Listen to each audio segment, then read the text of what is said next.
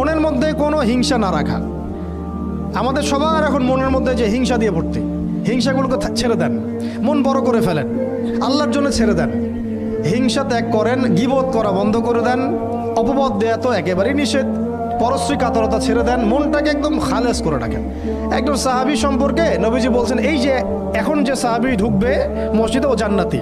সবাই আগ্রহ নিয়ে বসে আছে, কে এসে ঢুকলেন জান্নাতি। পরের দিনও সেম কথা, এখন যে ঢুকবে সে জান্নাতি। সেম সাহাবী ঢুকলেন, পরের দিনও সেম কথা, এখন যে ঢুকবে সে জান্নাতি। সেম সাহাবী ঢুকলেন। এবার একজন সাহাবী কৌশল করে তার বাসায় গেলেন, দেখি তো কি আমল করে সে।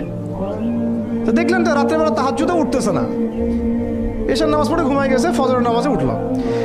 3 দিন থাকলেন, 3 দিন সেম সেম। তখন তিনি বললেন, আচ্ছা ভাই, তোমার ব্যাপারে নবীজি এরকম মন্তব্য করেছেন, তোমাকে তো এমন কোনো খাস আমল করতে দেখলাম না। তো তিনি বলছেন, আচ্ছা একটা বিষয় হতে পারে, আমি অত বেশি আমল হয়তো করি না, কিন্তু আমি যখন ঘুমাতে যাই আমি সবাইকে মাফ করে দিয়ে ঘুমাই। মন ফ্রেশ, মনটা থেকে সব বের করে দেওয়া, এটা তাসকিয়া, এটা ইলমের সাথে সম্পৃক্ত। আল্লাহ পাক আমাদের সবাইকে এই বিষয়গুলো বোঝার তৌফিক দান করেন, আমিন।